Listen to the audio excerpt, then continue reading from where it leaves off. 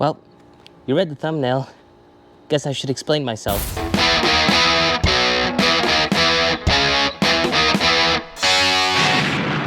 Hey guys, welcome back to the channel. It's me, the e-bike cowboy, and yeah, we're getting rid of this Ultra Bee here. Before I get into details as to why me and MX Electric are getting rid of our only Surron Ultra Bee, I think it should be right that I should give a little bit of details about its specifications. Okay, here we go. The bike has a very hefty controller. The peak power of the motor is 12.5 kilowatts. It comes with two 19-inch wheels, but we changed the rear wheel to a 16-inch. The front and rear suspension is very good quality. No real need to change them out. It has a headlight with a lot of settings for a headlight, such as daylight, low beam, and high beam. It also has this trigger thing to do this. Not really sure what this could be used for. It has a keyed ignition. The key is the exact same as the Light Bee. To start riding this thing, you can't just turn the key and go. You have to push this red button and pull this trigger, and we'll be ready to go. Come on, focus. Focus. Oh, you also have to have the kickstand up. It also has some good brakes, which you're going to need for the 3 different power modes: Eco, Daily, and Sport. It also has traction control function, but I have no idea how to do that. So that was the specs for the Surron Ultra Bee. Now let's just get down to why we're selling it. The first little thing that kind of bothered us, it's a really tall bike, and to help us hop over, because we're not the most athletic, we had to put a 16-inch rear wheel on there. Granted, that's not a problem for everyone, and a lot of the stuff that I say, like why we're selling it, is probably not reasons why you would get rid of it as a person. Like, you guys may think, oh wow, this is the greatest bike, but for us it's not really the greatest. We're not at the level to ride this bike. We're on like our Surron Light Bees and Talaria Stings. That's like our level, and then this is above it. And even though we try to do it, we're just not there yet. If given more time, or just like we build up our bodies better for it, we probably would be ready for this, but I just don't see it happening now. It's like, it's too much. I rode it around like a good chunk one time, and this has mostly been MX Electric's bike. I guess we'll get into what he thinks in a little bit. So yeah, it's heavy. It's a little bit hard to maneuver because of that. You need to be in better shape. We can ride our Surron Light Bees into town without being harassed so much because it's like an e-bike, but this is a full-on motorcycle. That's one thing about this. This is a really great motorcycle, but not a great e-bike. It's just a bit overkill for what we do. We mostly just like to go cruising around. This is would be like a really fun little track rider, or like a racing motorcycle if you wanted. This is like good for like track stuff. MX Electric has rode it around in our little custom track, but apart from that, it's too much. So yeah, not to hassle on it too much. This is a really good bike. Once I got used to it, I was starting to have fun on it. Maybe in the future, we could always try again to see if, like 2 or 3 years down the line, we can ride these really good if we're at that level. But for now, it would just be, it's too much power, and it's a waste to keep a perfectly functioning machine in the shed. If you want to upgrade from your Light Bee, a good in-between this and a Light Bee is honestly an Apollo RFN or Beta Explorer, whatever you really want to call it.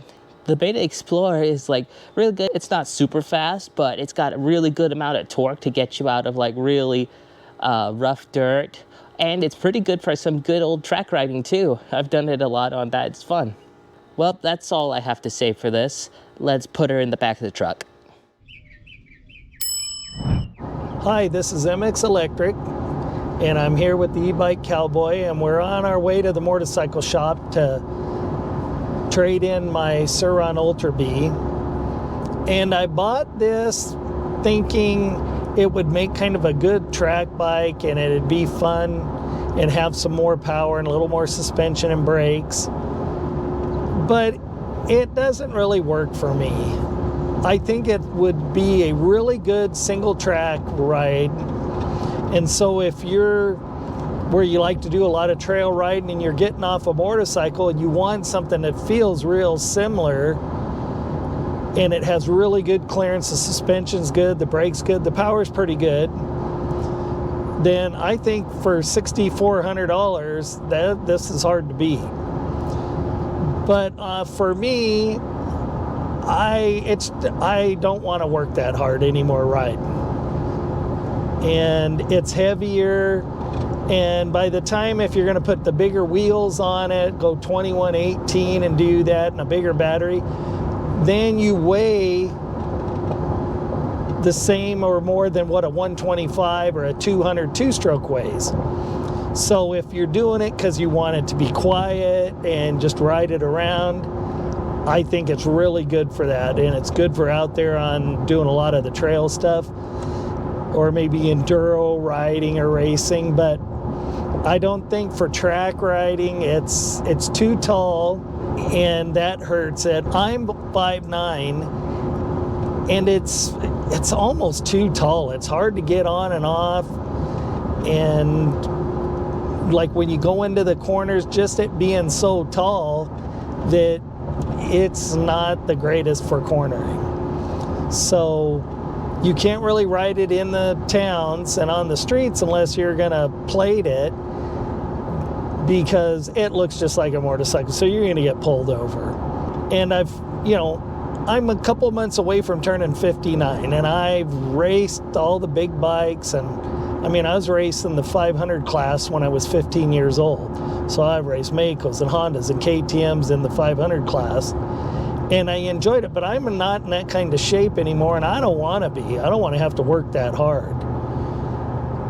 And so I got a Talaria, and so I can, we have our own little track we made on our property, and I got to go back and forth. And for as fast as I need to go now, and just for the fun of it, I think it's, I think the smaller bikes like a Light Bee or a Talaria or a Pro Ride, I think that's good for me. And I can go out and trail ride it, or I can track ride it, or I can go out on the street and ride it around town. And it's a lot of fun. And they're light, and so yeah, I'm just gonna get another Talaria Sting R, and then have one one for just track riding, the one I've got now, and then this one I'll just set up and keep it mostly stock and just for street and trail ride. But that's kind of my reasoning. So if you're looking for more of a really cool trail bike and something that feels like a motorcycle and kind of rides like one, this is it. So you'll be able to hop off your gas bike and feel pretty comfortable pretty quick on this. So it's just, everybody rides different and everybody's doing different things. But for me, I'll just pass on that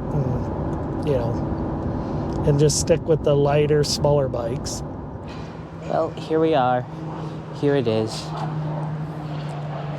Well, goodbye, Ultra Bee.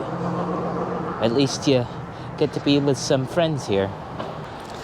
Well, I just picked up my Talaria and really like it already. Setting this one up for the street. And we got it here at C&D Motorcycles Cycle Center here in San Diego. And if you're looking for like a Beta electric or a RAR Mantis, a Talaria, they're going to be high handling E-Ride Pros, this is the place to come. Steve is a really good guy. It's a cool shop. They sell Beta and Sherco gas bikes, and it's just a neat shop. So they're right here, just C&D Cycles. So, okay, well, adios, amigos. Well, guys, that's going to be the end of the video. So if you enjoyed this video, why not consider giving it a thumbs up? If you've been enjoying our content so far, why not consider to subscribe? And I don't have the hat, but I'll see you next time. Bye, amigos.